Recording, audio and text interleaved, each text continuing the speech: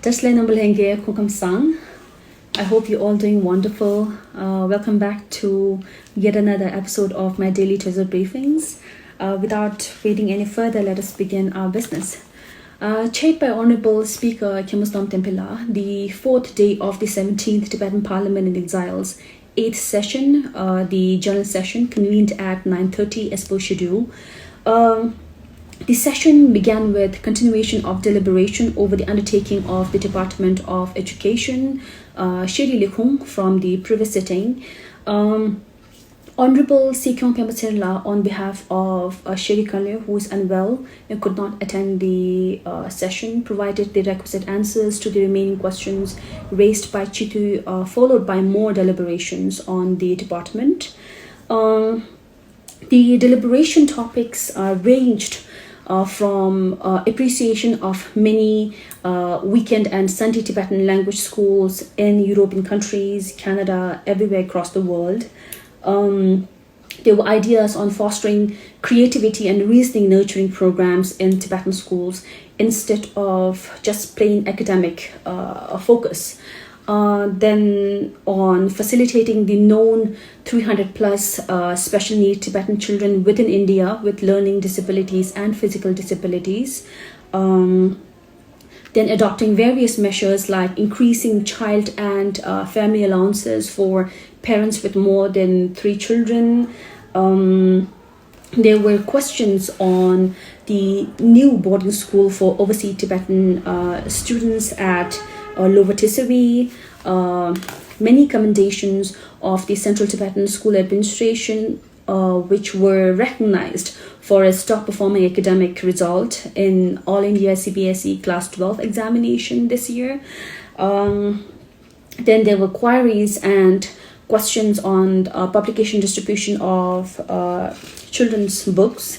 There were suggestions and queries on training and capacity building programs designed for Tibetan educators. Of course, appreciation to the Himachal Pradesh government for providing special seat for the Tibetan students in various medical colleges across the state. Then on the newly registered Tibetan charter school in Minnesota by a group of individuals, and basically many queries which were responded with requisite clarifications by Honorable Sikyong Pembatsirla. So the House adjourned at 12:30 p.m. until the announcement of Honorable Speakers. The afternoon session could not proceed due to a lack of quorum as announced in the Parliament by Honorable Speaker. So this isn't a secret that there is a group of Tibetans calling themselves Shirimima, apparently protecting exiled democracy as it continues to make the most undemocratic statements and now breaking the law and order of this land of India. So the perpetrators have been, over the past few days, engaging in verbal abuses, slanders, attempting intimidations and harassment, behaving like complete mobs, about creating a ruckus in the CTA periphery beyond its designated protest ground. So basically their poor behavior will only enrage other views and could spark violence, for which Kasha will have to take responsibility of taming their disorderly conduct. So for now, the Department of Security under Kasha is of course unable to control them, and until Kasha is in such a position to create a safe space for dialogue in the Parliament, then I believe the Parliament could resume with the necessary quorum. So yeah, I will get back to you then with my Treasure daily briefing when we resume to the Parliament House.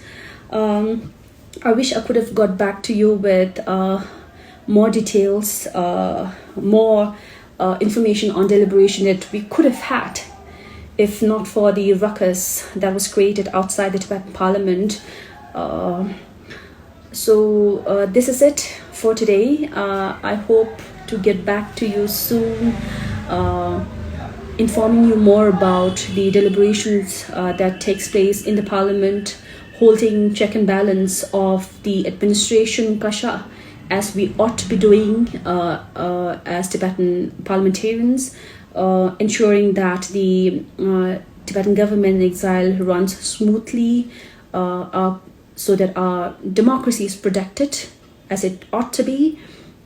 So this is it for today. I hope to get back to you with more information in coming days. Until that happens, do take care of yourselves. Have a wonderful weekend. Tashleh. Tani daran samshayi.